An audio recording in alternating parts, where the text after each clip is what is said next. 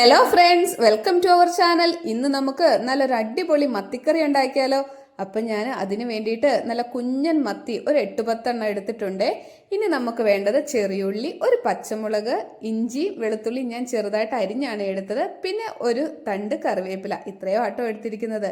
ഇനി ഞാൻ ഒരു ചട്ടി സ്റ്റൗവിൽ വെച്ചു. എണ്ണ ചൂടായപ്പോഴേക്കും അതിലേക്ക് കടുക് ഇട്ട് കൊടുത്തു കേട്ടോ.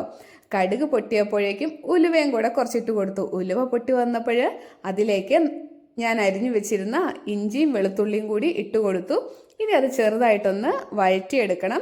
അത് കഴിഞ്ഞിട്ട് വേണം നമുക്ക് ചെറിയ ഉള്ളി ഇട്ട് കൊടുക്കാനായിട്ട്. അപ്പോഴേ ഞാൻ നന്നായിട്ട് ഇളക്കി കൊടുക്കുന്നുണ്ട്. ചെറുതായിട്ടൊന്ന് വാടി വന്നപ്പോഴേക്കും ഞാൻ അതിലേക്ക് ചെറിയ ഉള്ളി അരിഞ്ഞത് ഇട്ട് കൊടുത്തു. ഇനി ഇതും നന്നായിട്ട് നമുക്ക് വാടി കിട്ടണം, വഴറ്റിയെടുക്കണം. അപ്പോൾ ഉള്ളിയൊക്കെ വഴരാനായിട്ട് നമുക്ക് കുറച്ച് ഉപ്പിട്ടാൽ പെട്ടെന്ന് വഴഞ്ഞു കിട്ടും കേട്ടോ. അപ്പോൾ ഞാൻ ഉപ്പിട്ട് കൊടുത്തായിരുന്നു, അത് വീഡിയോയിൽ കാണിച്ചില്ല. അപ്പോൾ ശരിക്കും വഴന്നു വന്നപ്പോഴേക്കും ഞാൻ അതിലേക്ക് കുറച്ച് മഞ്ഞൾപ്പൊടിയും ഒരു 2 ടീസ്പൂൺ മുളക് പൊടിയും ഒരു 2 ടീസ്പൂൺ മല്ലിപ്പൊടിയും കൂടെ ഇട്ട് കൊടുത്തു കേട്ടോ. എന്നിട്ട് നന്നായിട്ട് അത് ഇളക്കി കൊടുത്തു. നമ്മുടെ പച്ചമണം മാറുന്നോടം വരെ നന്നായിട്ടിത് ഇളക്കി കൊടുക്കണം. പച്ചമണം ആയാൽ ശരിക്കും ഇത് മൂത്ത് വന്നില്ലെങ്കിൽ നമുക്ക് കറി അടിപൊളിയാകത്തില്ല. നന്നായിട്ട് മൂത്ത് കിട്ടണം പൊടികളൊക്കെ. അപ്പോൾ നന്നായിട്ട് പൊടികളൊക്കെ ഇപ്പം മൂത്ത് വന്നിട്ടുണ്ട്, പച്ചമണമൊക്കെ മാറി. അപ്പോൾ ഇനി ഇതിലേക്ക് ഞാൻ ആ പച്ചമുളക് ഇട്ട് കൊടുത്തു കേട്ടോ. പിന്നെ ഞാൻ കുടംപുളി കുതിരാനായിട്ട് ഇട്ടിട്ടുണ്ടായിരുന്നു, അപ്പോൾ ആ വെള്ളം കൂടെ ഒഴിച്ചു കൊടുത്തു. ഇനിയിപ്പോൾ ഇത് നന്നായിട്ടൊന്ന് ഇളക്കി കൊടുക്കണം. അപ്പോൾ നന്നായിട്ട് നമ്മുടെ മുളക് പൊടിയും ഉള്ളിയും ഇഞ്ചിയും വെളുത്തുള്ളിയും എല്ലാം നല്ല സെറ്റായിട്ട് കിട്ടുവേ. ഇനി ഞാൻ അതിലേക്ക് കുറച്ച് തിളച്ച വെള്ളം ഒഴിച്ചു കൊടുത്തു. പച്ചവെള്ളം ഒഴിക്കാതിരിക്കുന്നതാണേ നല്ലത്, ചൂടുവെള്ളമാണ് ഒഴിച്ചു കൊടുത്തത്.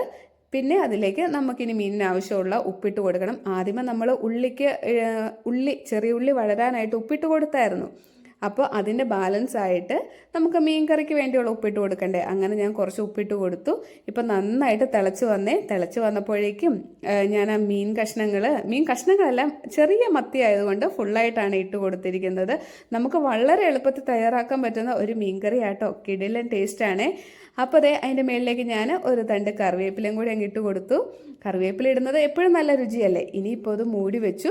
ഒരു മത്തിയൊക്കെ നമുക്ക് പെട്ടെന്ന് വെന്ത് കിട്ടും കേട്ടോ. അപ്പോൾ ഒരു 10 മിനിറ്റിന് ശേഷം ഞാൻ തുറന്നു നോക്കിയപ്പോഴേക്കും നന്നായിട്ട് നന്നായിട്ട് മത്തി വെന്ത് വന്നിട്ടുണ്ട്. കണ്ടോ, നല്ല സെറ്റായിട്ടില്ലേ, എണ്ണയൊക്കെ തെളിഞ്ഞു തുടങ്ങിയിട്ടുണ്ട്. ഇനിയിപ്പോൾ നമുക്ക് സ്പെഷ്യലായിട്ടൊരു ഐറ്റം കൂടി ചേർക്കാനുണ്ട്. എന്നാലാണ് ഈ മീൻ കറിയുടെ ടേസ്റ്റ് വളരെയധികം കൂടത്തുള്ളൂ. എന്താണെന്നോ, തേങ്ങാപ്പാൽ. നല്ല തേങ്ങാപ്പാൽ ഞാൻ പിഴിഞ്ഞെടുത്തിട്ടുണ്ട്. കുറച്ച് വെള്ളം ചേർത്ത് പിഴിഞ്ഞെടുത്തതാണ്. അപ്പോൾ അത് മീൻ കറിയിലേക്ക് നമുക്ക് ഒഴിച്ചു കൊടുക്കാം. മീൻ ഓൾറെഡി വെന്തു കേട്ടോ. അപ്പോൾ ഞാൻ പാല് മീൻ കറിയിലേക്ക് ഒഴിച്ചു കൊടുത്തു. ഇനിയിപ്പോൾ ചെറുതായിട്ടൊന്ന് തിളച്ച് വന്നാൽ മതി, ഓവറായിട്ട് തിളയ്ക്കേണ്ട ആവശ്യമൊന്നുമില്ല. പിന്നെ ഈ മീൻകറിയുടെ ഒരു കുഴപ്പം എന്താണെന്ന് വെച്ചാൽ നമുക്ക് ഒത്തിരി ദിവസമൊന്നും ഇത് സൂക്ഷിച്ചു വെക്കാൻ പറ്റത്തില്ല. തേങ്ങാപ്പാലായതുകൊണ്ട് പെട്ടെന്ന് വളിച്ചു പോകാൻ ചാൻസ് ഉണ്ട്. അതുകൊണ്ട് നമുക്ക് ഒരു ദിവസം 2 ദിവസമൊക്കെ കൂട്ടാനാണേ പറ്റത്തുള്ളൂ. തേങ്ങ അരച്ച് കറി വെക്കുന്നതും അങ്ങനെയാണല്ലോ. അപ്പോൾ അങ്ങനെ നമ്മുടെ കിടിലൻ മത്തിക്കറി ഇവിടെ റെഡി ആയിട്ടുണ്ട്. ഇനി കുറച്ച് പച്ച വെളിച്ചെണ്ണ ഒഴിച്ച് കുറച്ച് കറിവേപ്പിലയും കൂടെ ഇട്ട് ഈ കറി അങ്ങ് വാങ്ങി വെക്കണം. അങ്ങനെ നമ്മുടെ കിടിലൻ മത്തിക്കറി ഇവിടെ റെഡി ആയിട്ടുണ്ട് കേട്ടോ.